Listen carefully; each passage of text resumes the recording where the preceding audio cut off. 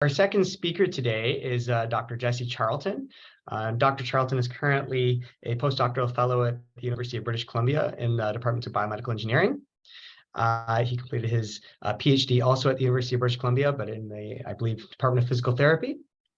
Dr. Charlton's research focuses on the biomechanical consequences of musculoskeletal diseases and the use of movement modifications to improve clinical and biomechanical outcomes.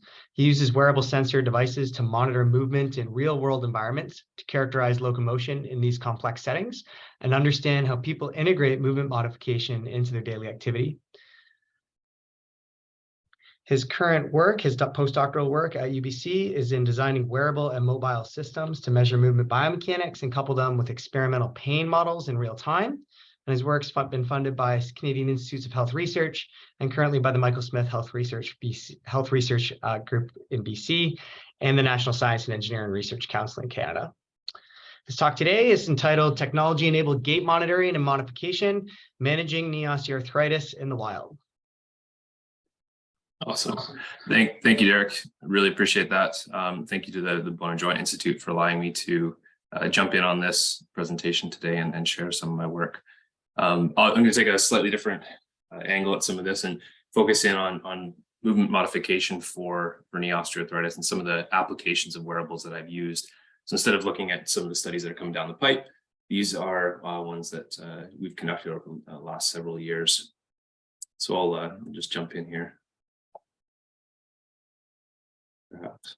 There we go. So I won't spend too much time on this. I think I don't need to introduce osteoarthritis to this group, but just briefly, in case you want a refresher, generally osteoarthritis can be characterized by a structural component. Typically see this with changes in bone, cartilage, ligaments. Really, we think of this as a degeneration of the joint as a whole or as an organ. But of course, it's also an illness and it's multifactorial. There's a lot of components that lead into the experience of osteoarthritis-related pain and how this can then impact your ability to participate in activities that you enjoy and often lowers physical function and health-related quality of life. And so really, we need to find ways to address both of these components so we can improve people's lives and allow them to continue doing the things that they enjoy. Now, the knee adduction moment is one component, one mechanical component at least, that's related to both the disease and the illness factors of osteoarthritis. So just again, as a refresher, I know Harvey mentioned this previously, it's generally predominantly the product of the ground reaction force in the frontal plane and the moment arm about the center of rotation of the knee. And this is countered then internally by soft tissue, but also compression of that medial compartment. And so we think of this as something of a proxy for joint load, or at least the distribution of joint load across the tibiofemoral joint. And when we measure it during gait, we typically see this double hump pattern. We're probably all very familiar with this. We have an early cam peak in the early stance, cam 2 and later stance. And then the area under that curve, we call that the cam impulse. So we know that higher cam is certainly related to faster structural progression, and we've had a number of studies over the years that have all pointed in this direction, showing that higher baseline knee adduction moments prospectively are related to changes in structural outcomes like joint space narrowing and cartilage volume loss. A recent systematic review suggests that higher knee adduction moments are related to about a 2 to 3.5 increased odds of experiencing progression. It's also related to symptoms, though the relationships are maybe less strong, maybe more varied. But we do have studies here as well showing that higher knee adduction moments can be related to experiencing pain or the risk of experiencing pain during exercise like walking. So a study by Birmingham et al. Showed that there was about a 2.5 to 6.5 increased odds of experiencing pain from higher knee adduction moments, particularly if you're in that highest quartile of the knee adduction moments. So this suggests again that higher cam is linked to structural progression and experiencing knee OA-related pain. For that reason, it's generally been a therapeutic target from a biomechanics perspective. Now, there's a lot of ways that we can modify the knee adduction moment, gait modification being one, and within that umbrella, changing the foot progression angle or the angle of your foot with respect to the direction of walking is probably the most well-studied. So what we're talking about here is a toe-in pattern or toe-in FPA, is when you internally rotate the foot, and toe out would be an external rotation of the foot, as you can see on the graph here.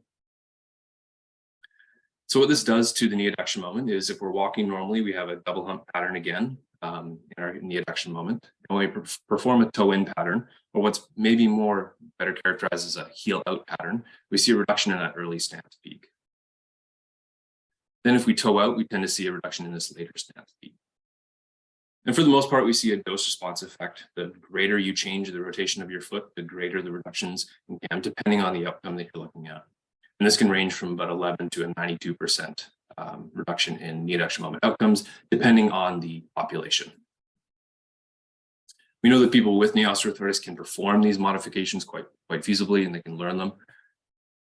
And generally, most of the studies in the past have used some type of biofeedback, be it a full-blown motion capture system, some type of wearable, or perhaps just a simple mirror. If we look at the short-term effects, several clinical trials have studied foot progression angle modifications between 6 and 16 weeks.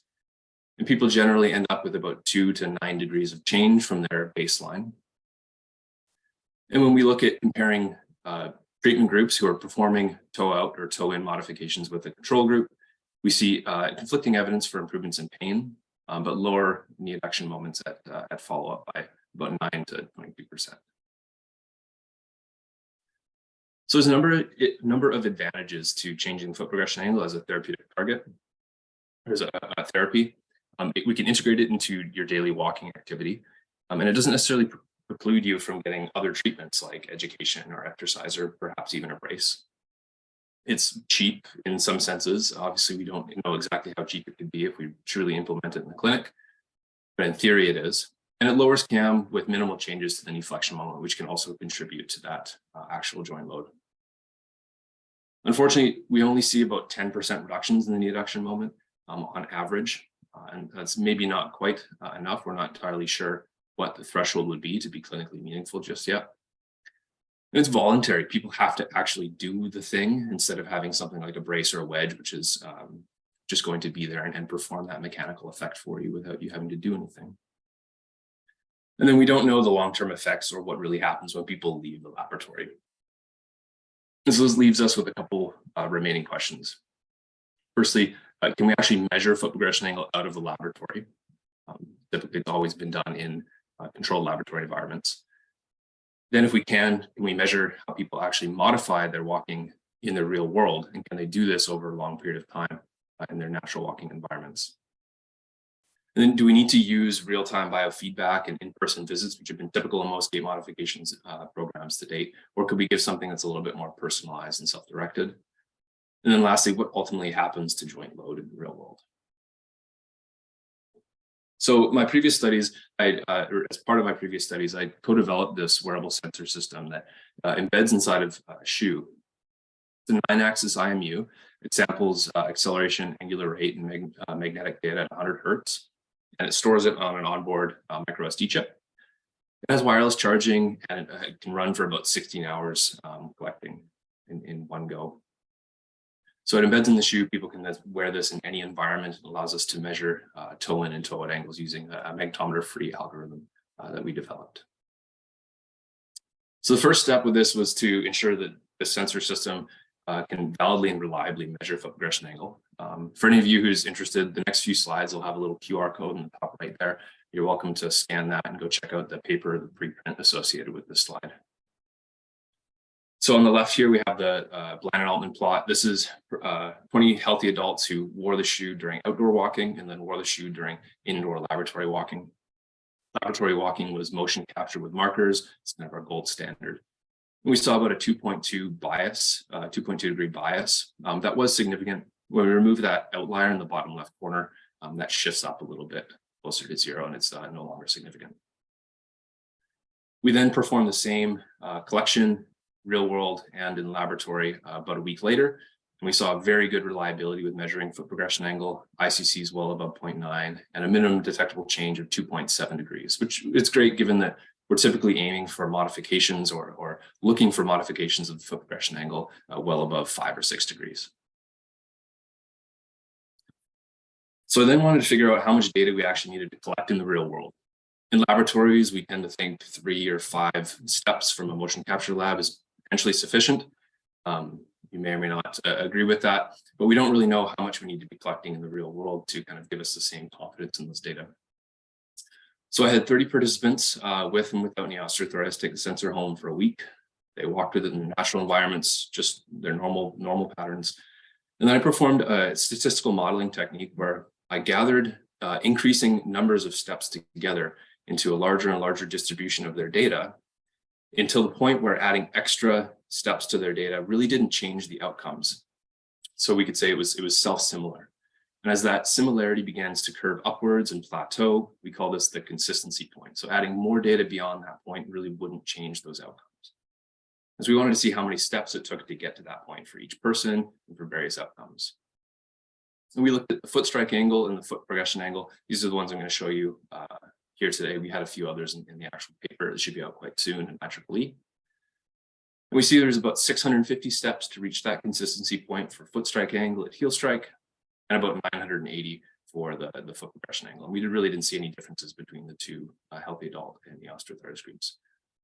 So to put this in different terms, this means about 17 minutes of walking in the real world if we consider about a 58 step per minute cadence on one side.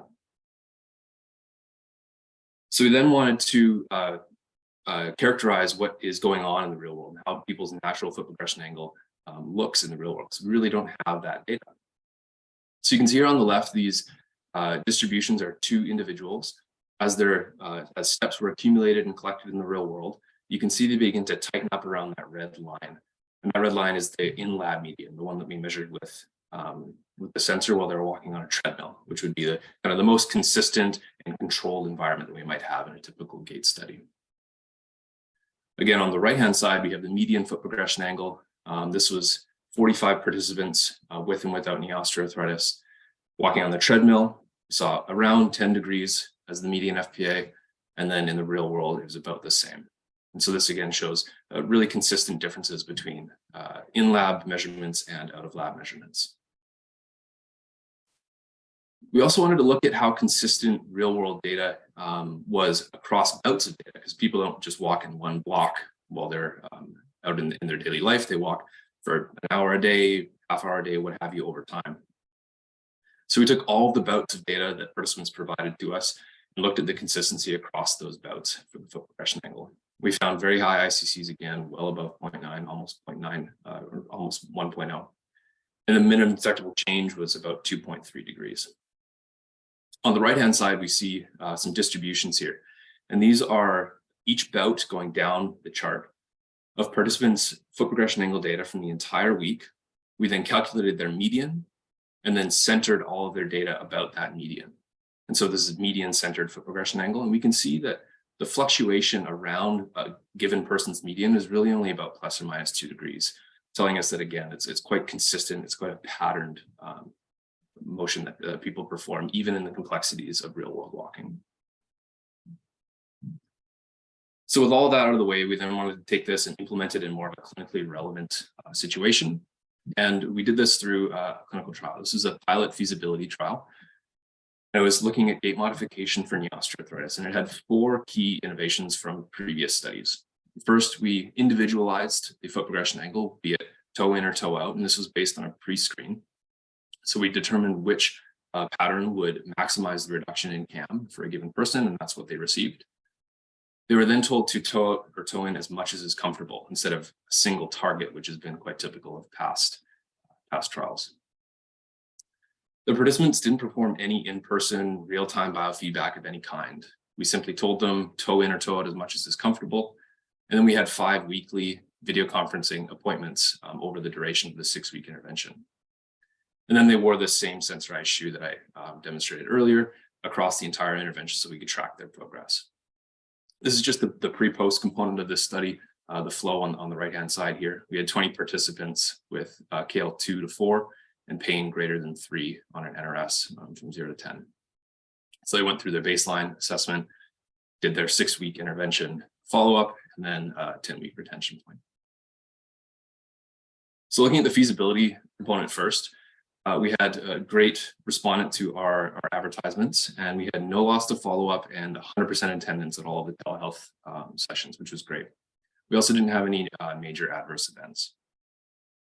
By the end of the study, participants reported 8.6 out of 10 in confidence in performing the modification that they were provided. And 75% of respondents were satisfied with the general effects of the intervention on their knee pain and function, and 100% were satisfied with the convenience of the telehealth model that we provided. Now looking at some of the performance results based on the sensor data, this graph shows on the y-axis the absolute change in the progression angle from their baseline data. And then each one of these box and whisker plots represents a 2-week block of data. So week 1 and 2, week 3 and 4, week 5 and 6, and then follow-up and retention where participants walking around the hallways outside of a laboratory. The dots, green and red, are just the toe in and toe out participants that they are designating what the participant's modification was. And the size of the dot is simply just a relative variability measurement. So we can see here that there's an increase in that foot progression angle over time, which is great. That's what we expect. Perhaps a little bit of a Hawthorne effect going on in the follow-up when the research was present, asking them to walk around the hallway. We see a greater increase in that foot progression angle compared to the final weeks of the actual intervention. And then, of course, a little bit of a regression there at the retention time point. So if you then go into the clinical and biomechanical results, this is again just pre-post from baseline follow-up and the retention time point.